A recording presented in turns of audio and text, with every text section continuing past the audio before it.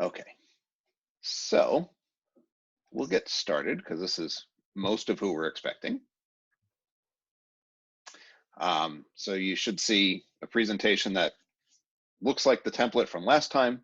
I promise it's different. You can tell it's different because it says part 2 instead of part 1. So to kind of recap what we did last time, we sort of investigated what could be the bare minimum of a Seder, given how hard it is now to find stuff.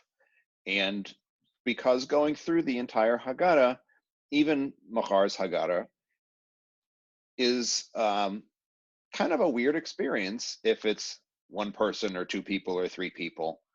And most of our families are not huge families. So the idea of, okay, well, just go from page 1 to page 30 or whatever it is odd. So we talked about kind of what's the bare minimum that feels like Passover, and the rabbis actually had an idea for this already, which was, matzah, maror, and a dinner. We talked about how you don't really have to have a Seder plate. The Seder plate stuff shows up pretty late. The first texts we have telling us what a Seder plate should look like in terms of what physically should be on it and the arrangement of those items really doesn't show up until the 14th or 15th century. So for Judaism, that's kind of late in the game. And there's multiple arrangements depending on a number of things. Ergonomics is part of it, and whether you are or aren't a Jewish mystic is another part of it. So the Kabbalistic tradition developed its own arrangement, and that arrangement has kind of turned into a standard one in a lot of places, having nothing to do with the growth of Kabbalah and having everything to do with it was in a Hungarian legal code, and it was all the Hungarian rabbis who survived the Holocaust. So their legal stuff came to the United States in the 40s, and now everybody kind of just follows those rules because they were the people who were teaching everybody in rabbinical schools for a while, which is also why Orthodoxy has gotten more severe over time. So we don't need a Seder plate. We talked about how you have a lot of options for maror. So it doesn't have to be horseradish in a jar or horseradish at all if you can't get it. And then we talked about a lot of different items that we can add based on what messages we want to send about what we care about during the Seder. So the orange on the Seder plate is something we've done at Machar for a long time, but there are a number of other options. Jewish Voice for Peace suggests putting an olive on the Seder plate. There are workers' rights groups that suggest putting a tomato on the Seder plate. So there's a number of different choices that we have. And we talked about Miriam's cup in addition to Elijah's cup, the idea that Miriam's cup physically manifests on the table in a way that the Haggadah does not usually. The role of women in Jewish life and the role of Miriam specifically in the Exodus story, which doesn't get mentioned at all in a traditional Haggadah. For that matter, Moses only is named twice in a traditional Haggadah, and neither time is in the actual telling of the Passover story. So it turns out that the Passover story for the rabbis is not Moses' story at all. But all of that stuff carries over, and so we can add things to the Seder plate and add things to the table and make it be more physically representative of the story we want to tell.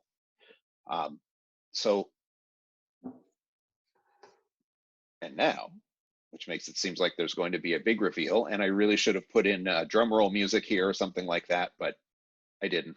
Sorry.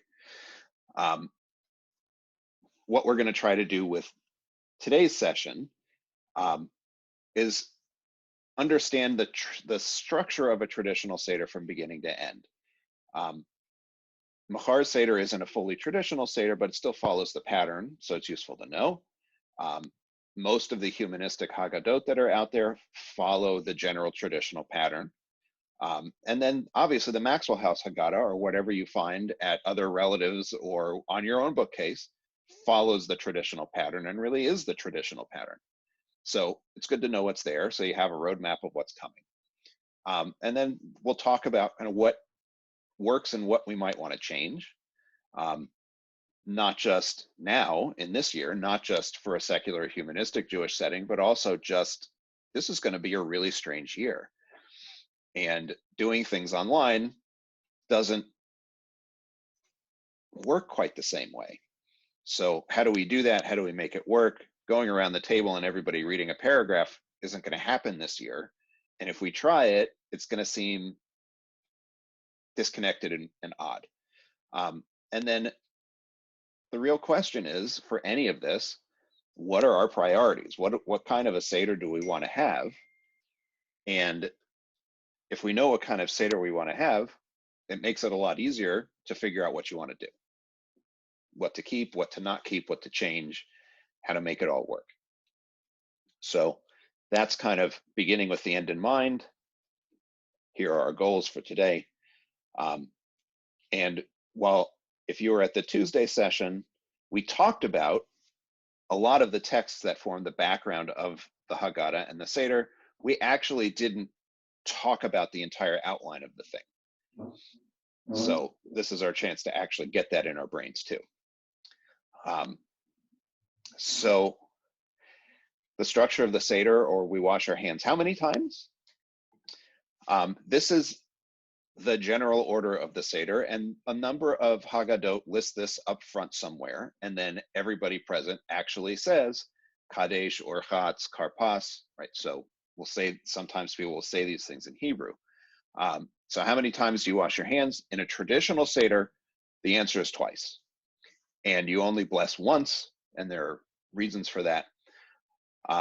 So Kadesh is really the beginning, saying Kiddush. There's a Kiddush for Passover, just like there is for Shabbat.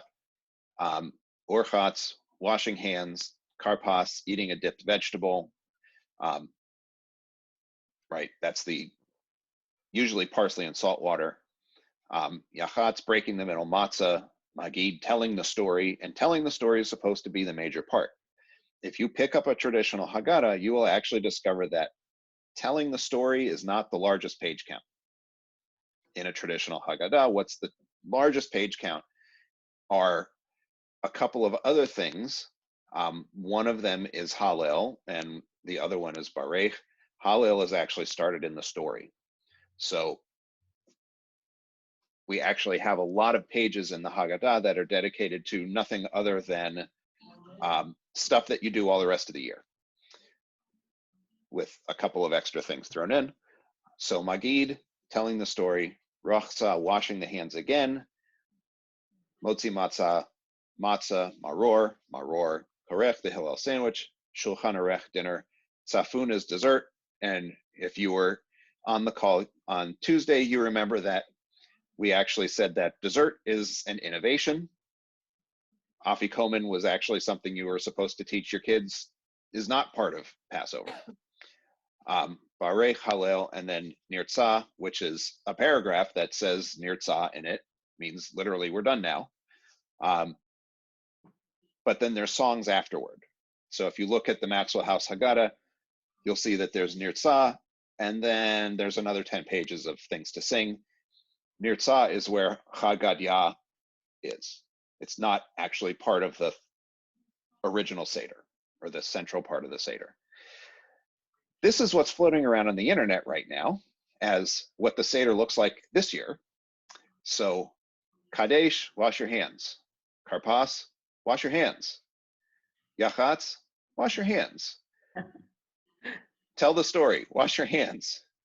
Motzi matzah, wash your hands. Right, so you can kind of see we're working, a lot of people are joking about working in all of the new hand washing things that nobody apparently was doing before into the Seder. And I have to tell you that the hand washing style that the rabbis imagined would not help you with the kind of hand washing you need to really do. We can talk about why they called it Negelwasser later, but so why this order? The rabbis said so. That's a good answer. I mean, that's the answer. If you just say why, okay, why?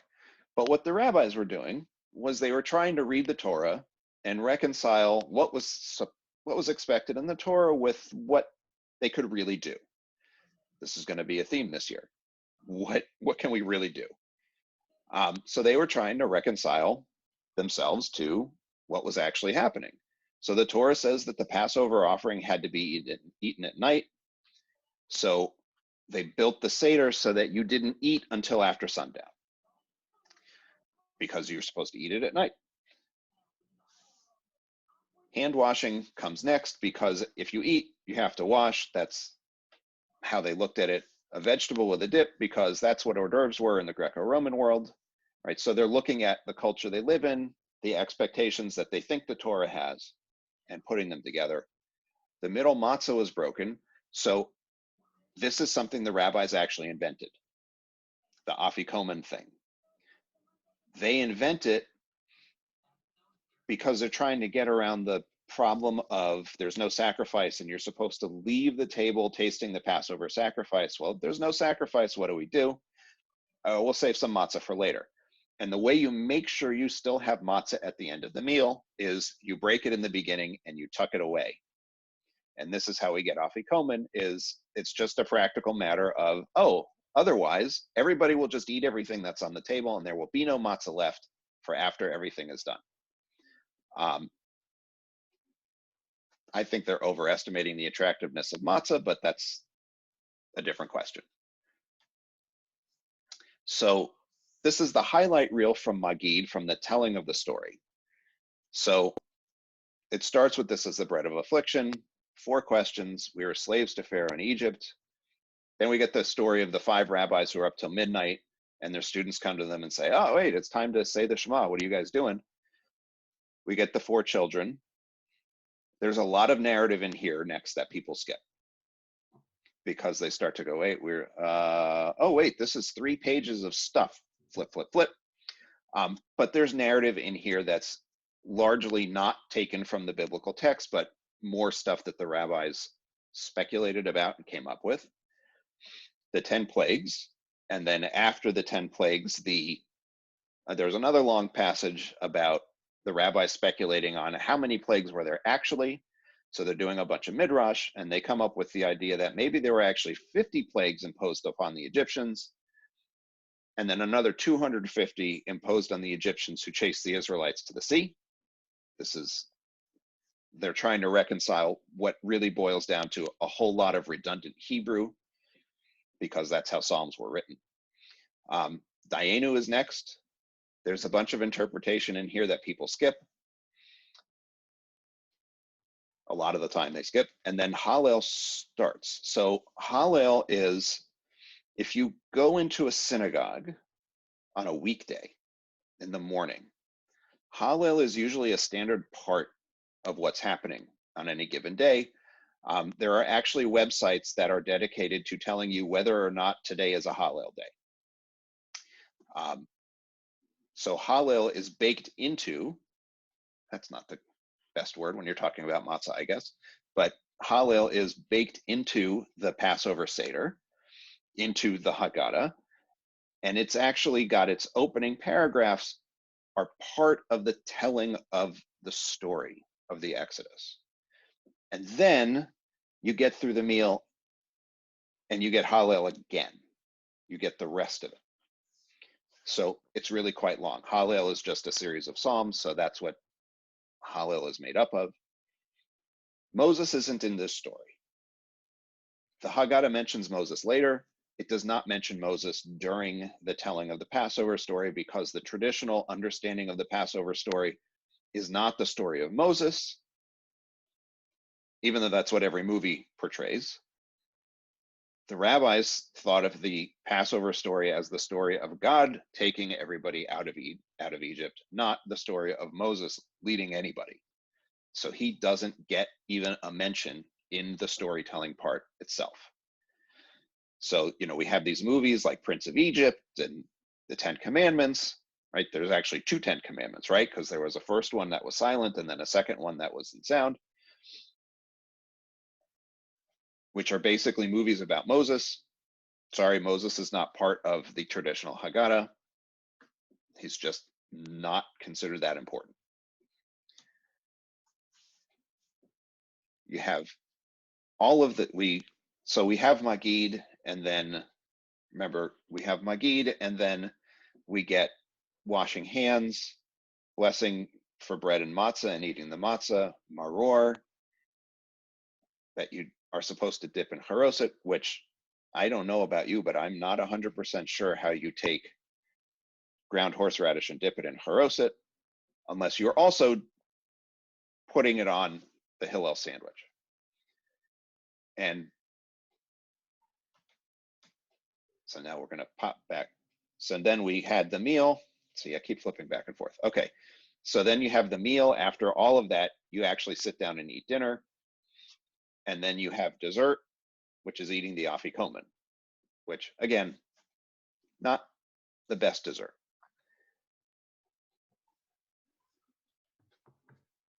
After the afikomen, you have birkat hamazon, which is the grace after meal.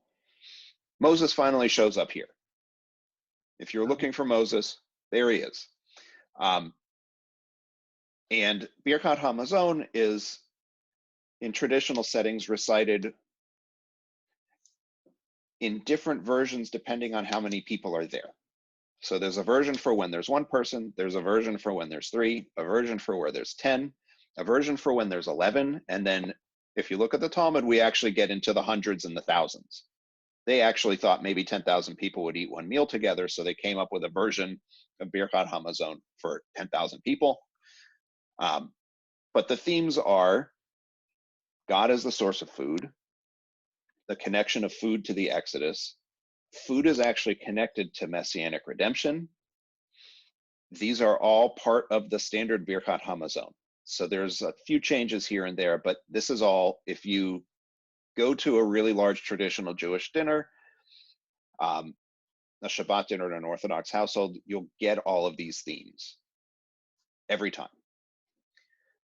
This is when you have the third cup of wine, and then you open the door for Elijah. And there's this theory that people advance that the opening the door for Elijah is supposed to happen in order to show non-Jews that, no, the wine is legit, the matzah is legit, we didn't use anybody's blood to create any of this. The real flaw in this theory is that the text that is recited when the door is opened asks God to pour out his fury upon the nations and destroy all of them. So if that's what you're going to recite, I have a hard time reconciling that with opening the door to say, look, everything's on the level, because then you, through this open door, are heard saying, smite them all. I don't know. I'm not sure that the theory works all that well. And then you get the rest of Hallel. You started at the beginning, and here it is again.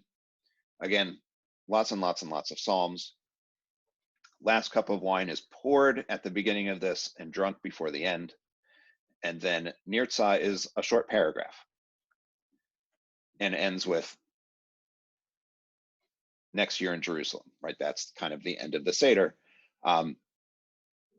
Nirtzah literally means not we're done exactly, but this was acceptable. This was what was desired, and this is what was acceptable. And then there's pages and pages of songs, and Chad Gadya, the one about the goat and the dog and the angel of death and all of that stuff that people like to sing to the extent that they're able to, because by this point you've had 4 cups of wine and you don't actually know Aramaic most of the time. So good luck singing this song well. Chad Gadya is Aramaic, not Hebrew. And Mi Yodea, which is who knows one, I know one, who knows two, I know two. These are all extra songs that you use to add on to the Seder. Neither of those songs and some of the other songs have no connection to Passover really at all, but they got added on over time. And here we are, we have these songs that come at the end of the Seder that people really like. So we have actually a tremendous amount of stuff in the Haggadah. And the question is, okay, so what sticks? What sticks in a given family? What sticks from the secular humanistic framework? There are some secular Haggadot that actually, particularly from the early 1900s, that actually are openly heretical in some really fascinating ways. There's one that was written mostly in Yiddish, and its Dayenu is focused on the working class and taking down capital and all of that kind of stuff that you associate with really traditional socialism. That's their Dayenu. And they openly reject the idea of any God at all, right? It's a really interesting Haggadah that people discover every once in a while. I go, wow, I never knew this happened.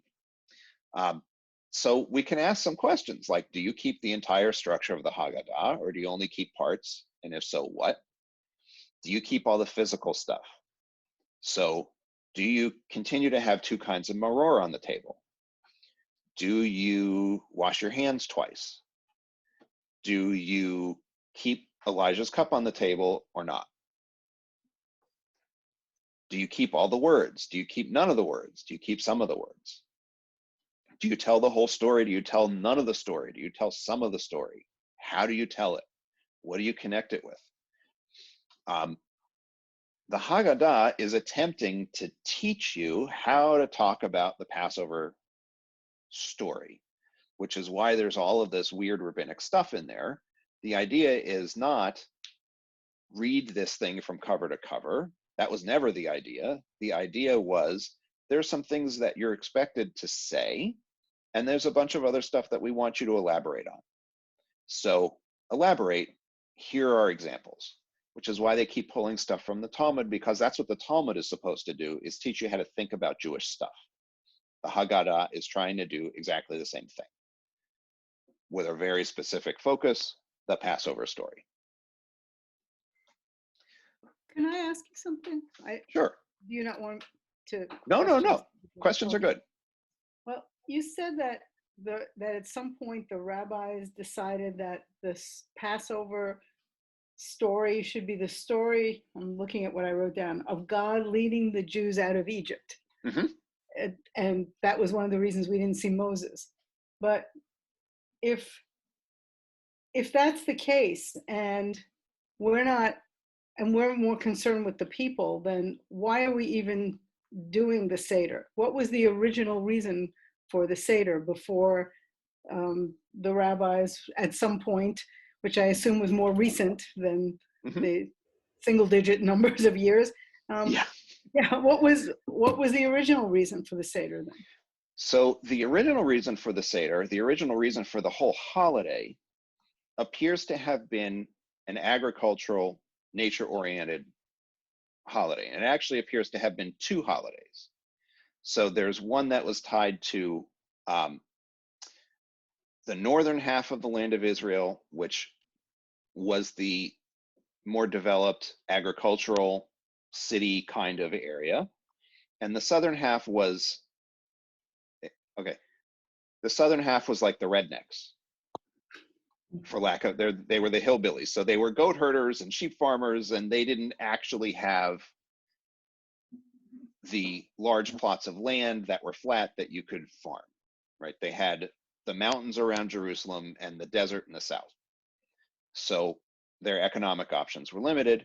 When they became a unified kingdom, they were celebrating the same holiday in two very different ways. So Passover initially comes up as a way of merging those two holidays. And it was really common in the ancient Near East for cultures to have their new year in the spring. So this is very likely a New Year's celebration as well.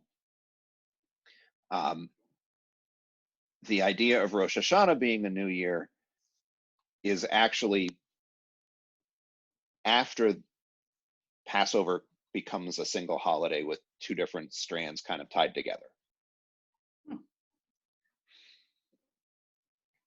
Rosh Hashanah becomes the new year after the Babylonian exile, because the Babylonians have two new years. They call them the same thing. One's in the spring and one's in the fall. And the Torah has this holiday that we call Rosh Hashanah. The Torah doesn't call it anything. It gives it no name, but it says on the first day of the 7th month of the year, you'll have a holy convocation. We found this Babylonian holiday, and stuck it on, and ta-da, Rosh Hashanah. The rabbis focus on the Exodus story being not so much about Moses or about the people, because the rabbis are interested in, the rabbis exist, most of them, in a period after Jews have fought and lost 2 to 3 different revolts against Rome. And whether it's 2 to 3 depends upon whether you think the rabbis were terribly concerned. There were 2 revolts in the land of Israel, one in the year 66, one in the year 132. There was another revolt that almost no one talks about, which is unfortunate, that actually happened in the diaspora in the 110s. So between these 2 major Jewish revolts, in Israel, there was a major Jewish revolt everywhere else. The Jews lost all of these revolts. The rabbis were then very sensitive about not encouraging people to engage in self-help with these kinds of revolts. And so they started to change stories to focus on non-human factors. So they do this with Hanukkah as well. So the story of Hanukkah that you find in the Talmud is a very different story from the one that we're accustomed to telling today, because modern Judaism rediscovered Greek writers and discovered, oh, the history is actually a lot different.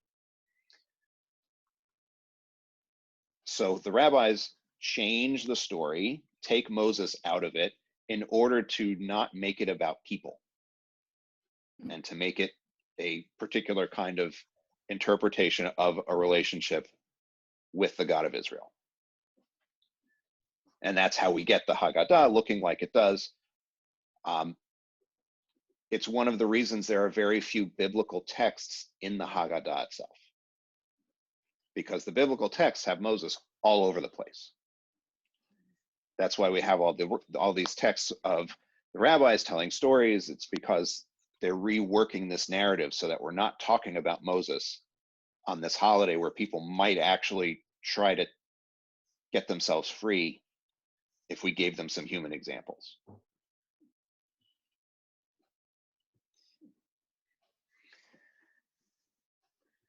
So that's how we get this loss of focus on the story. The story that we think we're telling is often not the story we're actually telling. If you were to read the Haggadah in Hebrew and not know Hebrew, you wouldn't know what was going on, that they've shifted everything. So if we're thinking about that story, that's automatically almost a question, okay, what sticks? Once you know that the Haggadah is not about the biblical story, you do get to ask the question, okay, do we have to keep telling that version of the story? And the answer is really no. Even if you function with the assumptions of Orthodox Judaism, the texts don't say you must use the Haggadah. The texts say you should talk about these topics. Now talk about them. What texts you decide to use are actually quite up to you. Because again, the Haggadah is not actually a script. It's an example of what you can think about. So should the traditional telling of it stick? I think rabbinic texts are fascinating, but I'm not sure that they make for a great story if you're trying to tell the story.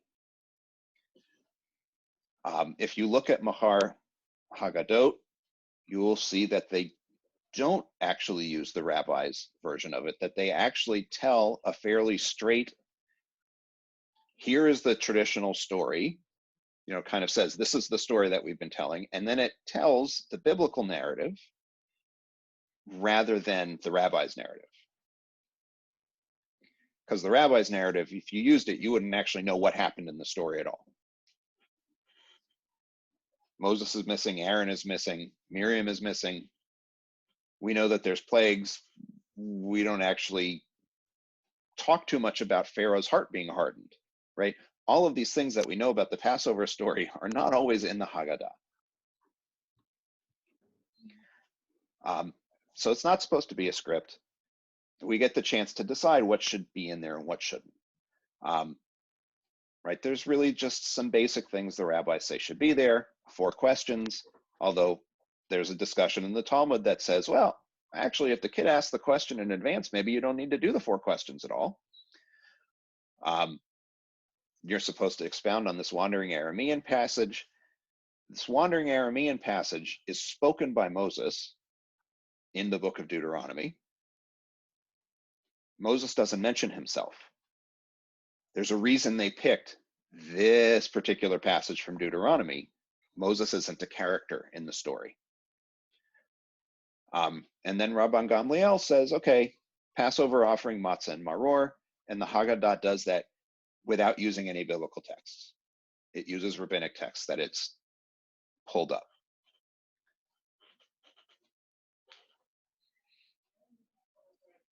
So I think one part of the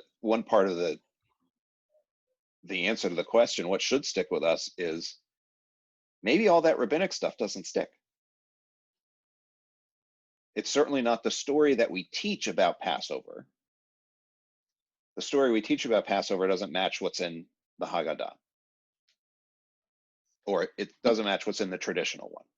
So there's stuff that we're not going to keep. Really plainly, there's stuff we're not going to keep because we think we should be telling the biblical story. That's the story of Passover for us because we've watched the 10 Commandments, or we've watched the Prince of Egypt, or we've been told the Passover story in Hebrew school or wherever. And I don't remember any Hebrew school teacher telling the story and then saying, oh, by the way, it's not in the Haggadah. That never comes up. Usually they teach the story and then, okay. Maybe in our school we can do it. I mean, in our school, we could say that, but of course, our Haggadah does mention it. So it would be part of our Mythbuster session, but our Haggadah does actually tell the straight story. So one part of the answer is, okay, what works for you? Do you like sections of the traditional story? Use them, but recognize them for what they are. They're not actually the story. That said, I actually think that the section on the rabbis trying to figure out how many plagues there were is interesting. I don't think it's interesting for the storytelling. I think it's interesting for learning a different way of looking at the biblical text. They have a very particular way that they read the Torah, and they have a very particular way they read the Tanakh, and it's interesting. It would take an hour and a half for me to explain exactly what they were doing. I understand what they're doing because I went to grad school for this. I find it interesting. I'm a niche kind of a person. I get that. Retell the basic story and use Seder supplements. So one of the things that has been a popular thing in recent years is lots and lots and lots of organizations now make Seder supplements. A sheet of paper or a couple of sheets of paper that you can bring to the table. They usually have a combination of things to read and questions on them. And they're designed to put discussion back into the Seder. And they're designed to put spontaneity back into the Seder by creating or providing new texts that aren't in your printed Haggadah that you can then use to think about the holiday in a different way. So they're trying to help put us back into the model that the Haggadah originally imagines, which is you're not actually going to read this whole thing, but you're going to talk about this. And we'll give you some samples. So you can try taking something from the Haggadah, seriously figure out the concept. What were the rabbis worried about? That's sort of, if you learn to read rabbinic texts, this is sort of like the first thing you have to learn how to do is figure out what's bothering them. You can just do something totally different, focus on family or other meaningful traditions. So some folks got the email that I sent out earlier today, some folks didn't. And that email says, Passover is going to be really different this year. Maybe now's the time to do Passover a different way. If Passover is about telling our story as a Jewish family, maybe we could tell family stories too. That Passover is the foundation myth, not as a thing that never happened, although we have no historical evidence for any of this story having happened. But it's a story about origins. Our families have stories about origins too. Why not bring those up? Take out family photo albums or whatever it is that kind of helps create a connection that maybe didn't exist before.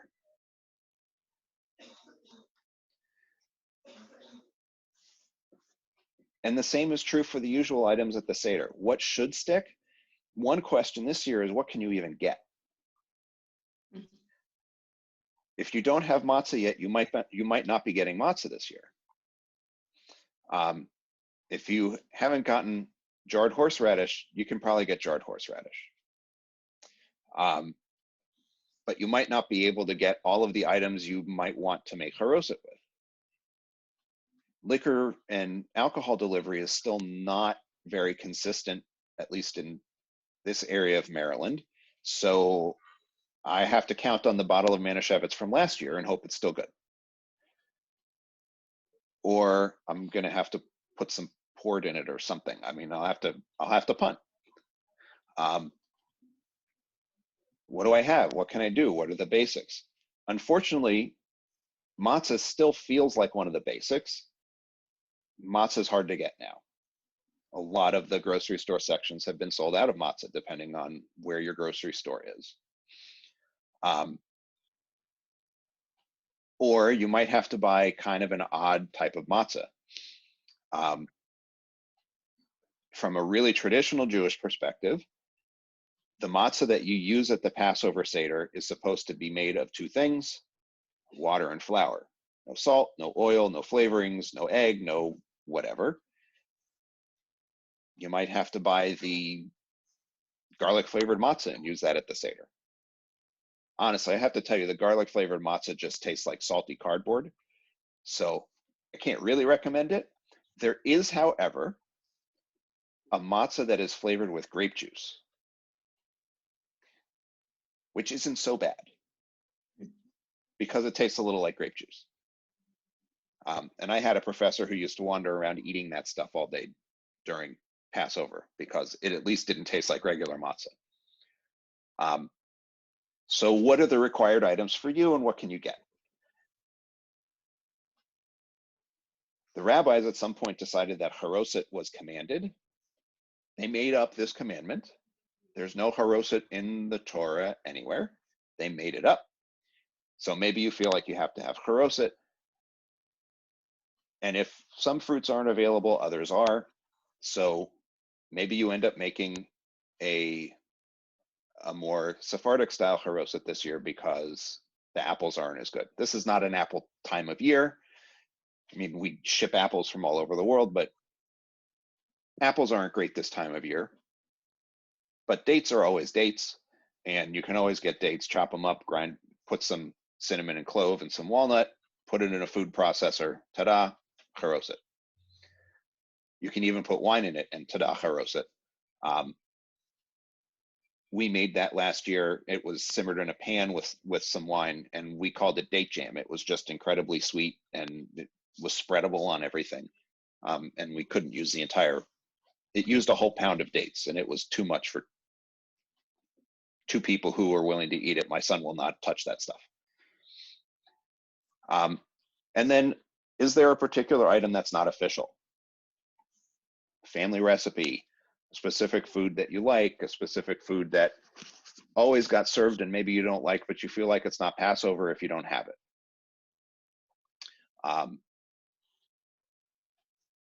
There's all kinds of possibilities. But what I think we're gonna have to try to go for this year is, when you get done, did it feel like a Seder? Not, did I follow all the pages? Did I do what I always do is not the goal. It's, how do I feel at the end? Which is a little touchy-feely, but at the end, you still want it to feel like you had Passover. And I'm not sure that 2 or 3 people sitting around a table reading a Haggadah from page 1 to page 20 feels like Passover. I mean, maybe it does, but I have not had that experience. So not just the limited availability, but in the era of social distancing, what do you do to make a Seder work? And this is actually a really significant problem, because Passover is a home-based holiday and it's a social holiday. Yes, there are services in synagogues during Passover, but you just add a paragraph here and there, and you change the melody on a few things. This is a home-based holiday. It's a family holiday. It's a social holiday. It is the most commonly celebrated Jewish holiday in the US. Upwards of 80% of American Jews do something for Passover. Hanukkah is next in line, and it's around 60%. This is the #1 Jewish holiday. And Passover food's hard to get. So we've got this family holiday, and we have families that can't be together. And it actually is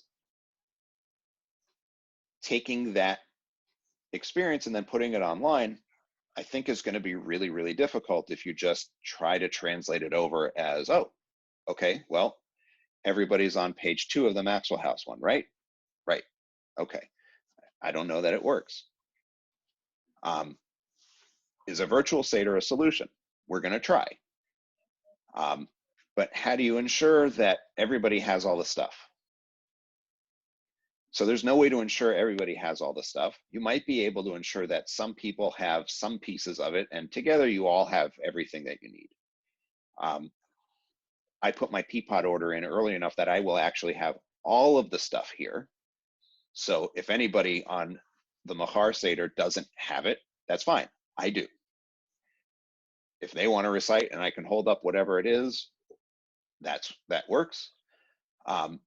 Is someone more familiar with leading than others? Maybe have that person facilitate.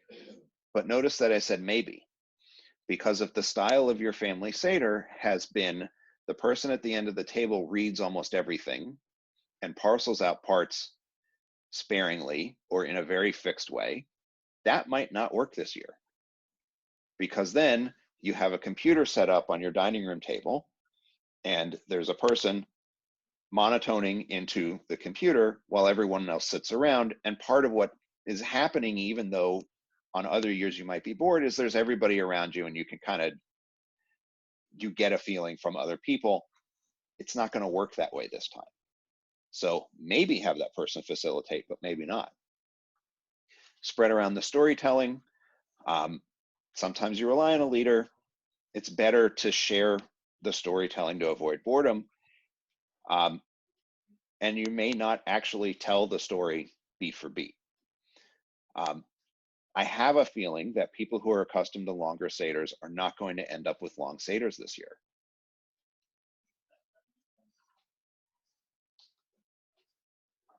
Because I suspect they will find the format unengaging if they don't really change how they do things.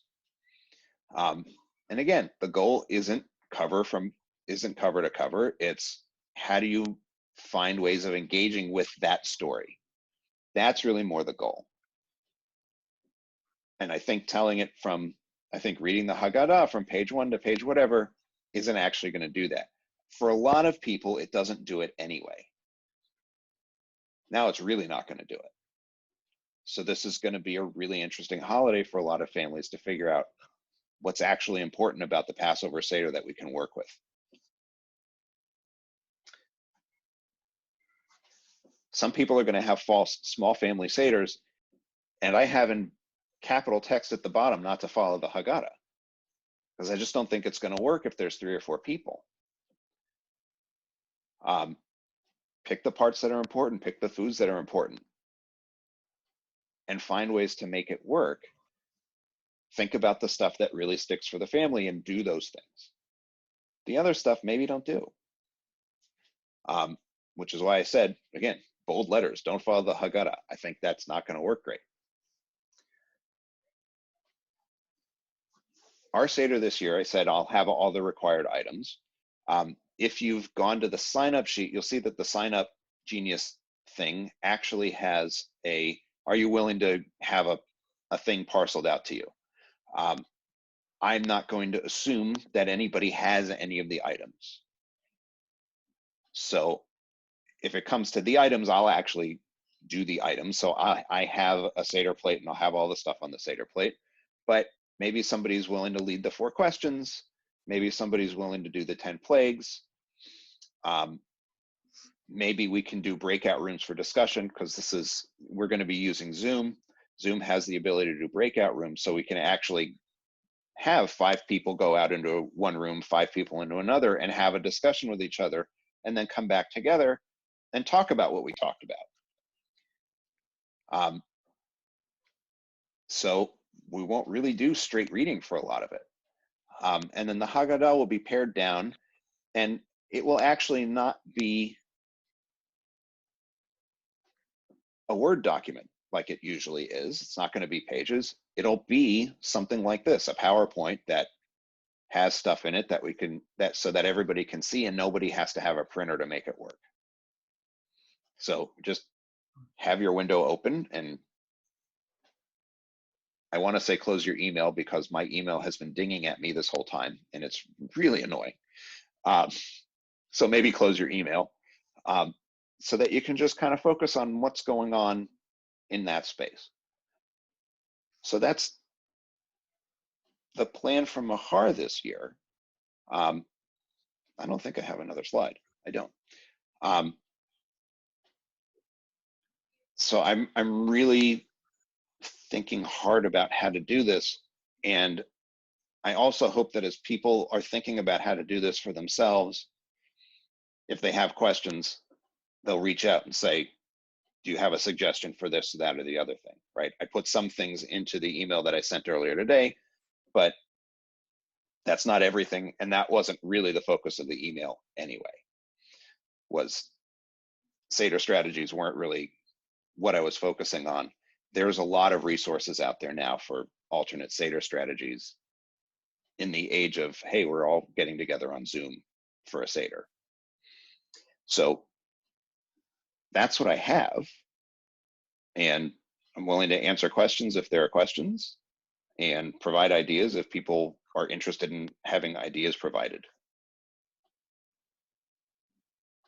So can I tell you something that I'm struggling with? Sure. And maybe there are other people in Mahar, there probably are, but Oh yeah. So my regular Seder has been at my sister's house. It's not been with Mahar people except for when I attend the Mahar Seder. Mm-hmm. And so her people, other than a few family members, a lot of them are Israelis who are in this country, you know, maybe for a short while to work and whatever, some younger families. And my sister had made Aliyah and then she's back. So for all of them, following the Haggadah is what they want to do because that's what is meaningful to them. Mm-hmm. Now, I've always said I don't like what it says, but I mean, they're all reading it in Hebrew and we go around the table and some of us read it in the English parts. But to just get rid of it isn't going to work. Mm-hmm. And a lot of your suggestions I like, and I'm working, I think I mentioned I'm working on them to kind of suggest to my sister alternatives. But for many people, what they want to hold on to is what was familiar to them, no matter what it said. Mm-hmm. Yeah, so I suspect for a lot of people, what's familiar to them, right? Israelis are a different story because Hebrew is their language. Exactly. So I don't think you're going to disabuse Israelis of reading all the Hebrew if that's what they find meaningful as a thing to do. Well, they Um, won't, I'm sorry to interrupt you, but they won't oh, be on our Zoom group. If we do this on Zoom, it'll be just our families. oh, okay. So yeah, just traditionally that's what it's been. But my sister kind of wanted to repeat that with the family. Only her daughter speaks Hebrew. The rest of us don't. But yeah, I'm sorry, I didn't mean to No. interrupt you about that. It's more the people who want the traditional because that's what means something, even if they don't necessarily agree with what it says. Yeah. So I suspect for a lot of people who want the traditional stuff in the Seder or from the Haggadah, that there are specific things that are more important than others. Yeah.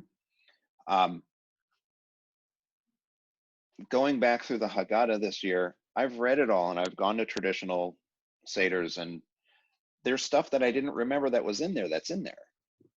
So clearly that stuff wasn't all that important to me, even after I'd read it multiple times in my life. So I think the approach in that situation is to say, what can we really not do without? What will it not feel like Passover if we don't do? And then if it's something that maybe this section isn't all that important, right? These long stretches of storytelling where it's just expounding and expounding and expounding and expounding, and there are passages you don't even know are there. Could we put something else in there? Could we think about looking back at the biblical story? Because the biblical story is not there Would be good. in a deep way. I actually have a Haggadah that was done by a lawyer, but somebody I think with a PhD in Near Eastern Studies. And it's called the Exodus Haggadah. It's a pretty long Haggadah. And he pulled almost all of the text from the Torah, from the Exodus narrative, into the Haggadah, because the traditional Haggadah doesn't have that stuff.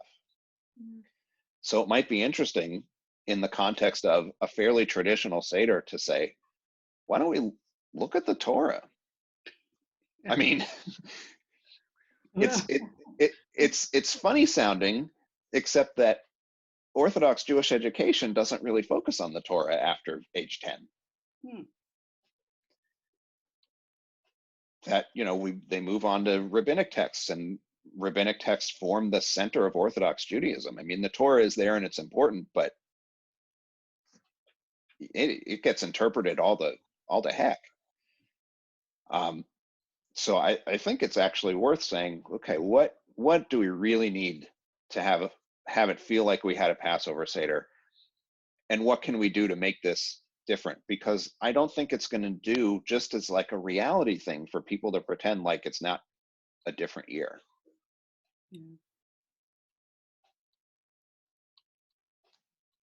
I'm sure that there are families with 8 or 9 kids and aunts and uncles living in the same house who it would feel the same, but I don't think it's going to feel the same for most of us. And I think this year it just has to be different. What will be interesting is, do we then go back to using those printed books again when this is all over? I am slightly concerned about that, just from an engagement perspective.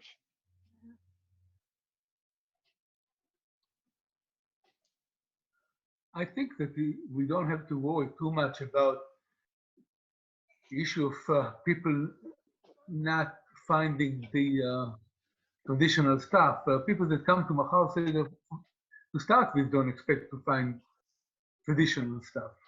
And people will understand that under the circumstances of doing it in Zoom, it has to be adjusted.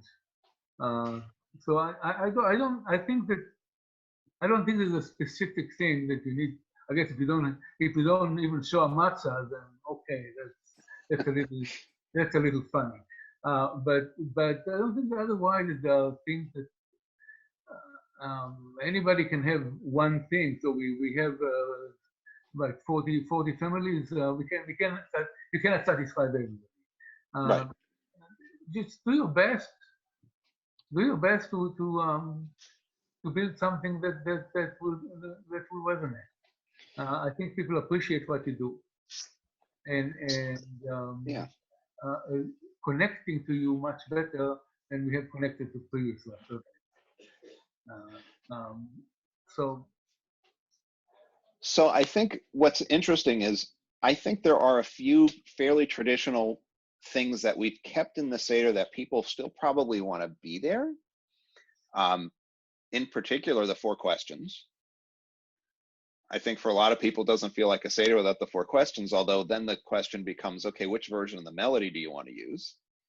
Right? Because a lot of us learned, Man ishtana halayla hazeh mikol halaylot, right? That, which is sort of the Talmudic pattern. That's not what we've taught the Machar kids, that they have a different melody. So I think the melody transitioned at some point, and I think it happened in South Florida when I was in Hebrew school, because I know both versions, and I don't know how I would know both versions without Hebrew school having taught it. But I think people would think it was weird if we didn't have the 4 questions. I think a lot of people were puzzled that we didn't have a Dayenu for a while, right? Because the older Mahar Haggadah does not actually have a Dayenu in it. I put one in last year.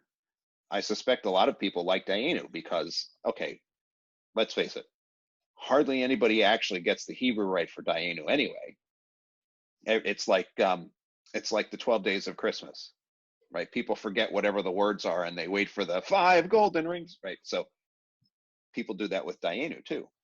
And people do that with Chad Gadya. And so I think there are a few things that are in there that people really sort of want to have there. And I kind of feel an obligation to make sure I at least hit those, because that's the music that you expect to hear. And then, yeah, a lot of the other stuff that's in last year's Haggadah that we did with Washington Ethical Society, which really was me, and then they kind of looked at it and said, oh yeah, that looks great, fine. Or the prior Mahar ones that we've used, I think people would be okay with not having 3 pages of the Exodus narrative.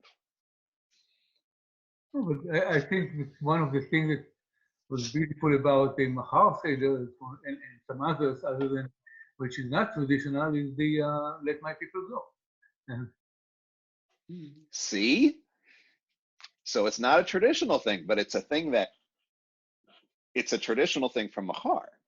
I wasn't raised up with it, but for the last 50 years, I've been singing it on Passover. So. Right. But see, that's a traditional thing from Mahar. So that's a thing that I know is going to be in the Mahar Seder this year, because it's a thing that Mahar folks, a lot of them expect. It's not in the traditional Haggadah, but it's Mahar's tradition. So that's a little bit of a window into my head of what I'm thinking about going into next week.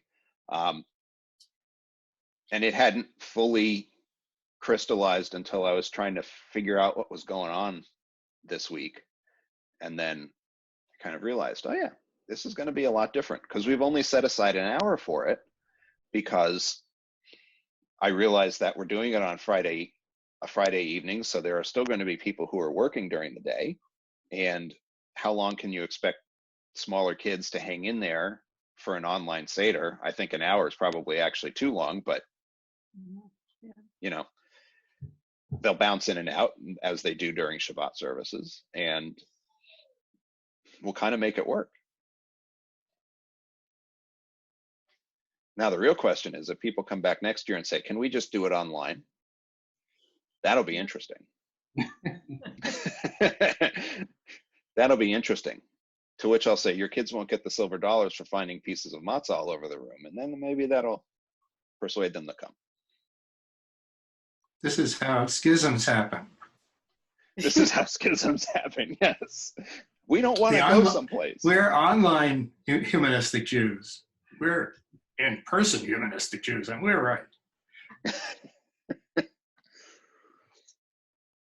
I mean, anything's possible. It'll probably start first with the request/demand to have both as an option. Probably. I mean, we'll see what happens. It's going to be an interesting Passover for pretty much everybody. So I'm interested to see. I'm really interested to see how everyone feels afterward.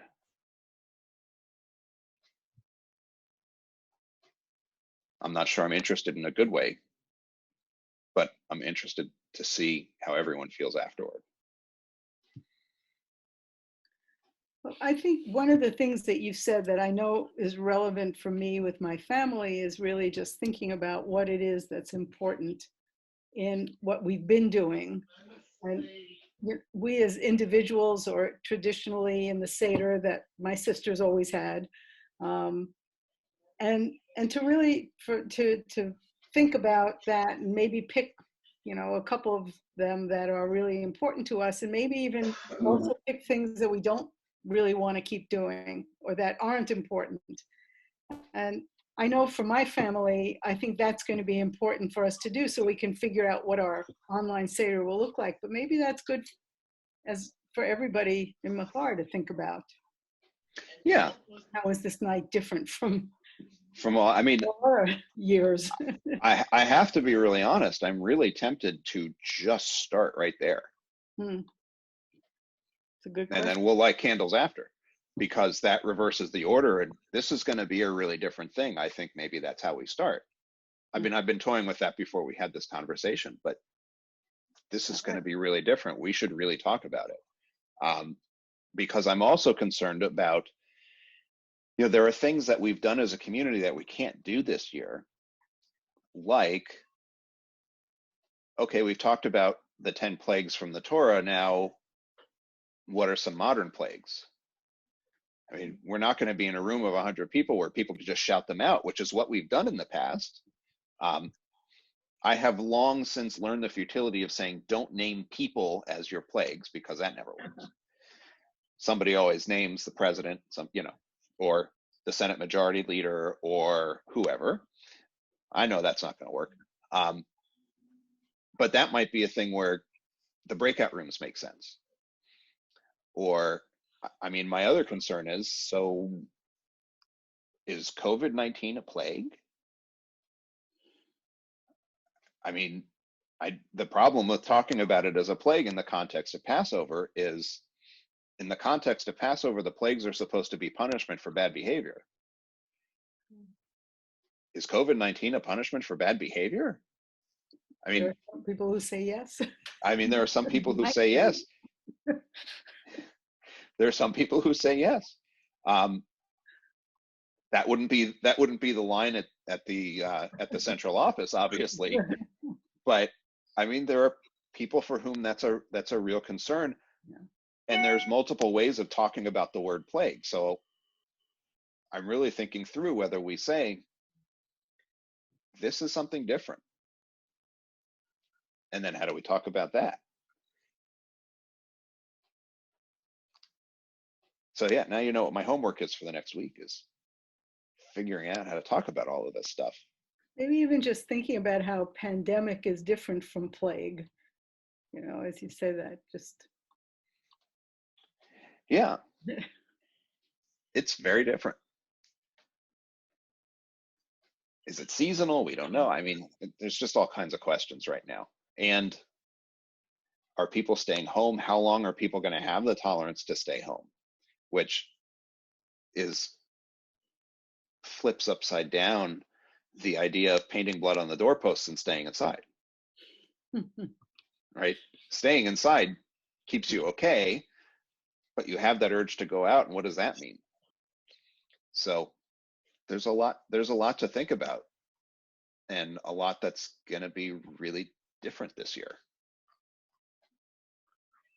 Well, one of the things too is that because Zoom only allows one person to talk at a time, we won't be able to really sing together, which, you know, it's a shame, and that's a nice feeling to be able to do that. Yeah. Music is a difficult thing. What's been very interesting for rabbis, talking to other rabbis, is every rabbi I know who's doing online services feels like it's not working. Because we're all accustomed to being in front of a room, and it's like the late night shows when there weren't audiences, and it's like it took a while for those guys to figure out how to do it without a live audience. Most of the rabbis I know say this feels really weird and it's not working. And then everybody in their congregations going, this is great.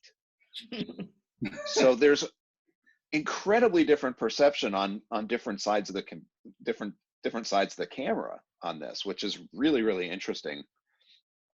And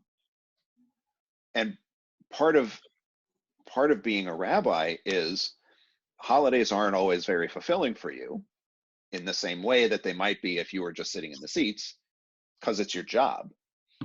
And to my mind, this is just another twist on that is, well, it was always weird. Now it's a little weird again, but that's okay. So yeah, I'm interested in seeing what happens with Passover, and I'm interested in seeing what we can learn from Passover that will make the other things work well too. Because I think there's a chance that we learn some stuff from Passover and then we can apply it in Havdalah or Shabbat or the learning sessions or the school for the kids or the school for adults or whatever it is, that we might get better at this. Let's hope we don't need to learn it for the high holidays. Yeah. Oh, yeah, I'm trying to wrap my head around how that would work, and I'm not I'm not there yet. Although Next I bought year in person. Next year in person, right? Guys, I gotta go. Okay, Thank you. Larry. I even bought a new shofar for this year, so like what am I going to do with this shofar? Because it's not a traditional ram's horn shofar or the curly Q one. It's a Gemsbach shofar, so it's a long, straight antelope horn thing. Sounds a little different. So I was planning on freaking the kids out by like having this different shofar, because Hank will probably want to blow shofar again, assuming we're in person.